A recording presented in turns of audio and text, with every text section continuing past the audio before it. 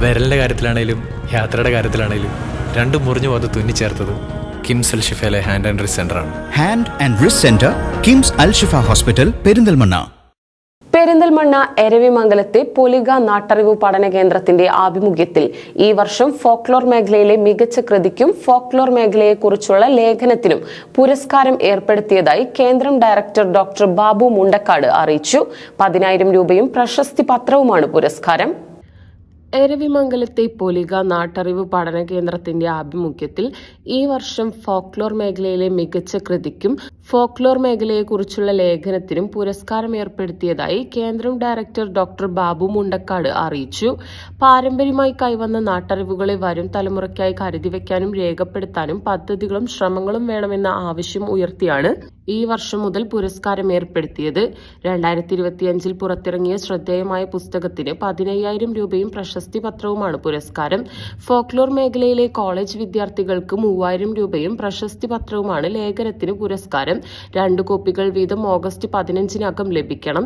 Director, Polika നാട്ടറിവ് പഠന കേന്ദ്രം, എരവിമംഗലം PO, പെരിന്തൽമണ്ണ എന്ന വിലാസത്തിലേക്കാണ് അപേക്ഷകൾ അയക്കേണ്ടത്. പൊലിക എന്ന ഈ സ്ഥാപനം ഞാൻ സ്കൂളിൽ നിന്ന് വിരമിച്ചതിന് ശേഷം പല പ്രവർത്തനങ്ങളും ഫോക്ലോറിൻ്റെ കാര്യങ്ങൾ നടത്താറുണ്ട്.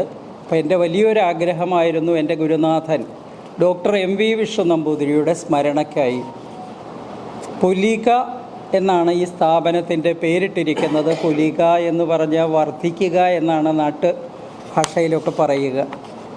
പൊലിക എന്ന പേരിൽ ഒരു അവാർഡ് കൊടുക്കണമെന്ന് നിശ്ചയിച്ചു. 2025 ഏറ്റവും മികച്ച ഫോക്ലോർ പഠന ഗ്രന്ഥത്തിനാണ് ഈ അവാർഡ് കൊടുക്കുന്നത്. അതോടൊപ്പം ഈ ഫോക്ലോർ രംഗം ഇന്ന് വളരെയേറെ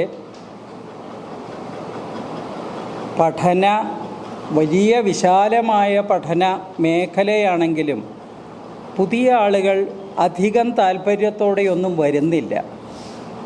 അപ്പോൾ പല കോളേജുകളും ഈ വിഷയം പഠിപ്പിക്കുന്നുണ്ട്.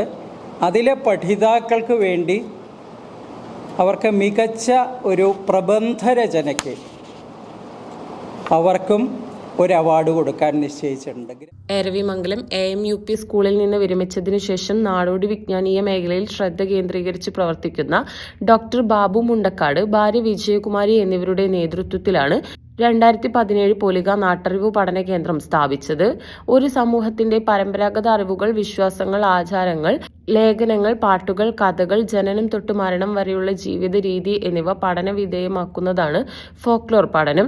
പെരിന്തൽമണ്ണ എരവിമംഗലത്തെ കേന്ദ്രത്തിൽ വിവിധ ഫോക്ലോർ കലകളുടെ അവതരണവും അവയെക്കുറിച്ചുള്ള വിശകലനവും നടത്തിവരുന്നുണ്ട്.